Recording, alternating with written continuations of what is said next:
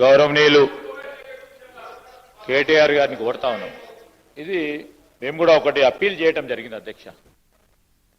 మేము ఆ మున్సిపల్ బిల్కి సంబంధించి కానీ ఇప్పుడు సీతక్క గారు కూడా ఒక అప్పీల్ చేయడం చాలా ఇంపార్టెంట్ బిల్కి సంబంధించి. ఇప్పుడు ఆరోపణలు ప్రత్యారోపణలు చేయాలనుకుంటే వేరే డిస్కషన్. సార్ ఈరోజు నేను చెప్తా ఉన్నాం అధ్యక్ష, దానికి సంబంధించి మీరు వేరే రూపంలో పోయి దీన్ని ఆపు చేయకుండా ప్రయత్నం చేయాలని అందరినీ కోరినారు, మిమ్మల్ని కోరిన ఎవరిని కాదు, అందరినీ కూడా ఎవరన్నా. ఈరోజు ఈ బిల్లు ప్రవేశపెట్టిన తర్వాత ఏదో రూపంలో పోయి దీన్ని కాంగ్రెస్ ప్రభుత్వానికి మంచి పేరు రావు. కాంగ్రెస్ ప్రభుత్వం అని కాదు, బలహీన వర్గాలకు సంబంధించి దయచేసి ఇంతకుముందు మా సహచరులు పొన్నం ప్రభాకర్ గారు చెప్పినట్టు మీరు ఆమోదం చెప్తా ఉన్నారో లేదో అని రెండు విషయాలు చెప్పి ఈ బిల్లును మనం పాస్ చేసుకుంటే బాగుంటుందని మా అభిప్రాయం. అదే మా సలహా, మా సూచన కూడా కోరుతా ఉన్నాను అధ్యక్ష. సీఎం గారు కనుక రాజకీయపరమైన అంశాలు మాట్లాడకపోతే మాకు కూడా మాట్లాడాల్సిన అవసరం లేదు. నేను సభ దృష్టికి, సభ్యుల దృష్టికి, రాష్ట్ర ప్రజల దృష్టికి వాస్తవాలు చెప్పాలి కాబట్టి నేను చెప్పాను. కానీ మాకు వేరే ఉద్దేశాలు లేవు అధ్యక్ష. సంపూర్ణంగా ఈ బిల్లును స్వాగతిస్తున్నాం, సహకరిస్తున్నాం, కావాలి సలహాలు కూడా ఇస్తున్నాం. స్వీకరిస్తారా లేదా మీ విజ్ఞత, దీన్ని మేము చేయగలిగేది ఏమీ లేదు. కానీ వాస్తవాలు చెప్పాలి కాబట్టి 2018లో మేము జీవో తెచ్చిన మాట వాస్తవం. బలహీన వర్గాలకు 34% రిజర్వేషన్లు ఇవ్వాలని సంకల్పించి జీవో నంబర్ 396 తెచ్చిన మాట వాస్తవం. గోపాల్ రెడ్డి అనే నాయకుడు అడ్డుకున్న మాట వాస్తవం. వారు ముఖ్యమంత్రి గారికి దగ్గరి బంధువు అన్న మాట వాస్తవం. మహబూబ్ నగర్ జిల్లా అన్నది వాస్తవం. అందులో నేనే తప్పు చెప్పట్లేదు, వక్రీకరించట్లేదు. అట్లాగే అధ్యక్ష ఇంకొక మాట నేను చెప్పాలి అధ్యక్ష.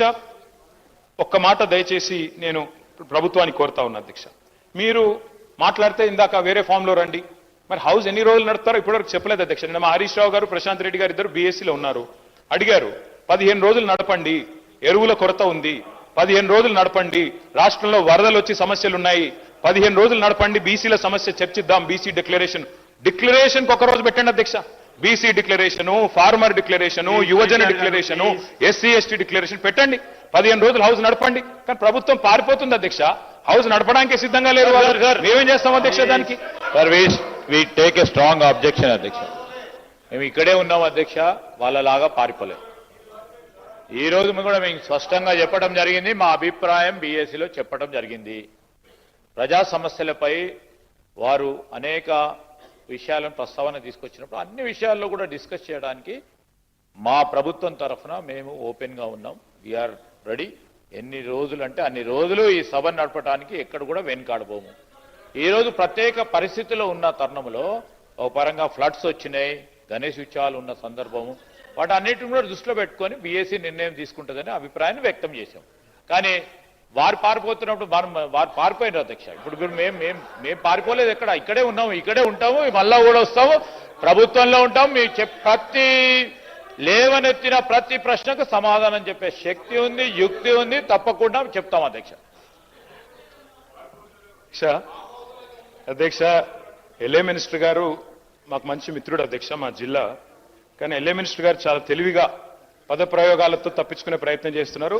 ఈ రోజు రాత్రి రేపు హౌస్ వాయిదా ఇస్తారని మీకు తెలుసు, మాకు తెలుసు. ప్రభుత్వం పారిపోతుందా, ప్రతిపక్షం పారిపోతుందా, ప్రజలు నిర్ణయిస్తారు అధ్యక్ష. మేము 15 రోజులు చర్చ జరగాలని మనస్ఫూర్తిగా సభా వేదికగా డిమాండ్ చేస్తున్నాము. పెట్టమని చెప్పి ప్రభుత్వాన్ని కోరుతున్నాము. సహజంగా ప్రభుత్వం ముందుకు వస్తుంది, ఎల్ఏ మినిస్టర్ గారే డిసైడ్ చేస్తారు అధ్యక్ష. ముఖ్యమంత్రి గారి కన్సల్టేషన్లో చేస్తారా చేయరా వారికి వదిలిపెడతాం అధ్యక్ష. ఇవాళ నేను 2-3 ప్రశ్నలు ప్రభుత్వాన్ని అడుగుతా ఉన్నా అధ్యక్ష. మొన్న నేను బీహార్లో కొన్ని పత్రికల్లో వచ్చిన ప్రకటనలు చూసిన అధ్యక్ష. తెలంగాణలో బీసీ రిజర్వేషన్లు అమలైపోయినాయని చెప్పి బీహార్లో ప్రకటనలు ఇచ్చారు. ఇదెక్కడ చూద్దాం అధ్యక్ష? అసలు ఇక్కడ రిజర్వేషన్ల గురించి ఇక్కడ చర్చ జరుగుతుంది. బీహార్లోనేమో ఎన్నికల ప్రకటనలు ముఖ్యమంత్రి గారు అట్లాగే డిప్యూటీ సీఎం గారు ఫోటో పెట్టి బీహార్లో మరి ఇక్కడి డబ్బంతా తెలంగాణ ప్రజల డబ్బు తీసుకుపోయి బీహార్లో పెడితే ఏమొస్తుందో మాకైతే తెలియదు అధ్యక్ష. మరి తీసుకుపోయి ప్రకటనలు అక్కడ ఇస్తా ఉన్నారు. మరి ఇక్కడ రిజర్వేషన్లు పాసే కాలేదు, పాస్ అయిపోయినట్టుగా మరి అక్కడ చెప్తా ఉంటే మాకు ఆశ్చర్యంగా ఉంది అధ్యక్ష. అట్లాగే అధ్యక్ష ఇంకో విషయం, న్యాయ సమీక్షకు నిలబడని జీవోలతో ఎట్లా బీసీల జీవితాలు మారుస్తారో చెప్పాలి అధ్యక్ష, ప్రభుత్వమే చెప్పాలి. అట్లాగే నేను అడుగుతా తెలంగాణ రాష్ట్ర సమితిని భారతీయ రాష్ట్ర సమితిగా మార్చుకొని తెలంగాణ ప్రాంత ప్రజలతో పేగుబంధం తెంచుకున్నది ఆ పార్టీ అధ్యక్ష. ఈరోజు భారతీయ రాష్ట్ర సమితి అనే పార్టీ పెట్టి తెలంగాణ సంపదనంతా కూడా ఇతర రాష్ట్రాల్లో దోషిపెట్టిరు సార్ అధ్యక్ష. పంజాబ్ లో పోయి చెక్కులు ఇచ్చేటువంటి చరిత్ర మీది. మీరా మా గురించి మాట్లాడారు అధ్యక్ష. మహారాష్ట్రలో ఒక్కొక్క మీటింగ్ కోసం 100 కోట్లు ఖర్చు పెట్టి ఒక సర్పంచ్ కూడా గెలవని పరిస్థితి ఆ రోజు బీఆర్ఎస్ పార్టీ అధ్యక్ష. ఈ రోజు తెలంగాణ అప్పుల కుప్ప రాష్ట్రంగా మారిందంటే మీ ఆలోచన వల్ల. ఈరోజు 8 లక్షల కోట్లు అప్పుడే తీసుకుపోయినటువంటి పరిస్థితి అధ్యక్ష.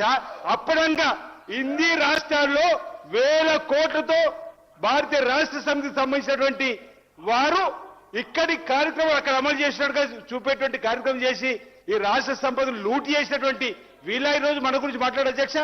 ఈ రోజు మాది జాతీయ పార్టీ కాబట్టి అక్కడికి మా నాయకులు, మా ముఖ్యమంత్రి గారు, ఉప ముఖ్యమంత్రి గారు వెళ్లి వచ్చిన సందర్భాన్ని కూడా తప్పటి విధంగా మాట్లాడితే ఎట్లా అధ్యక్ష?